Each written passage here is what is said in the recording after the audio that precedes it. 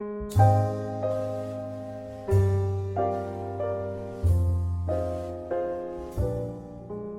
friends, I hope you would be fine. Myself Sachin, I study in class 6 of Praxis विद्यापीठ रुधौली।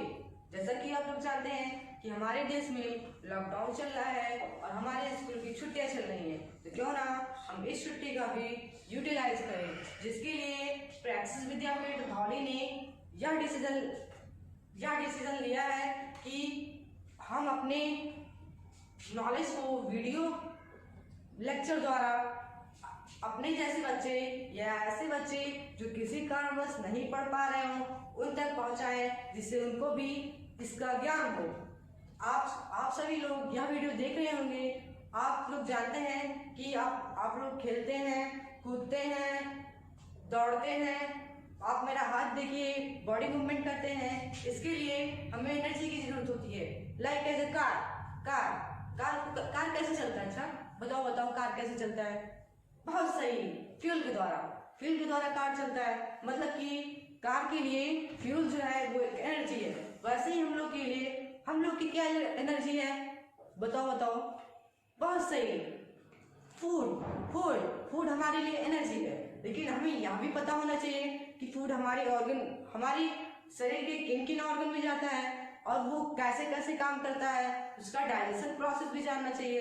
तो आइए हम इस video के द्वारा आपको क्या बताते हैं कि हमें फूड द्वारा एनर्जी कैसे मिलती है।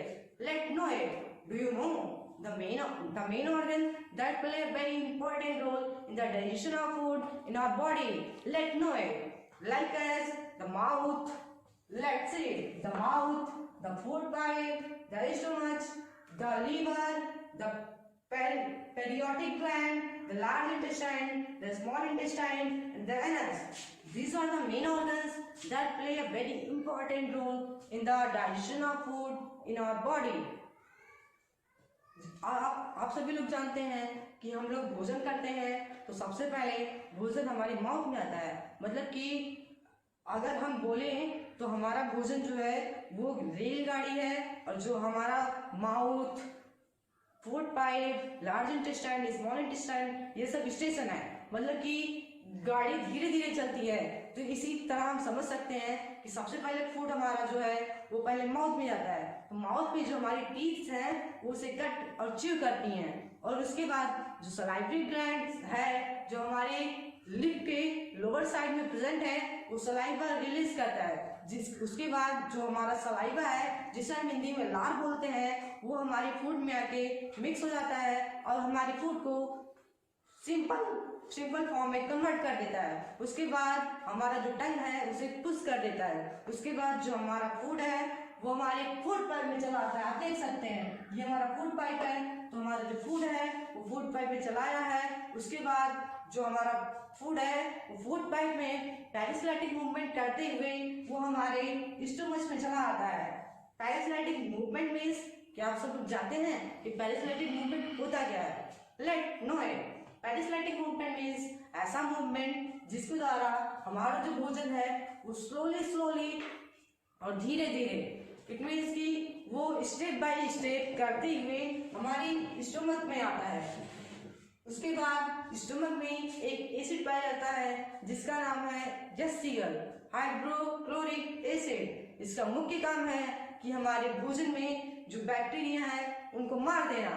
उसके बाद जो हमारे यहाँ पे लीवर प्रेजेंट होता है और यहाँ पे हमारे पेरियोटिक ग्लैंड, लीवर से बाइल जूस और पेरियोटिक ग्लैंड से पैंक्रियाज रिलीज होकर हमारे फूड में आके मिक्स हो जाता है और उसे ज्यादा सिंपल बना देता है। और उसके बाद जो हमारा भोजन होता है हमारे स्मॉल इंटेस्टाइन में चला आता है।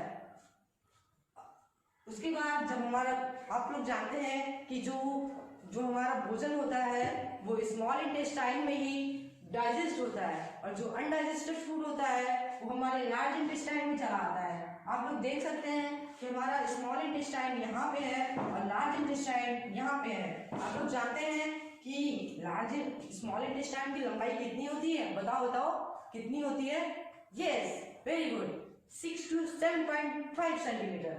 लेकिन जो हमारा स्मॉल इंटेस्टाइन है वो 6 to 7.5 मीटर लॉन्ग है और हमारा जो लार्ज इंटेस्टाइन है वो 1.5 मीटर लॉन्ग है, 1.5 मीटर लॉन्ग है।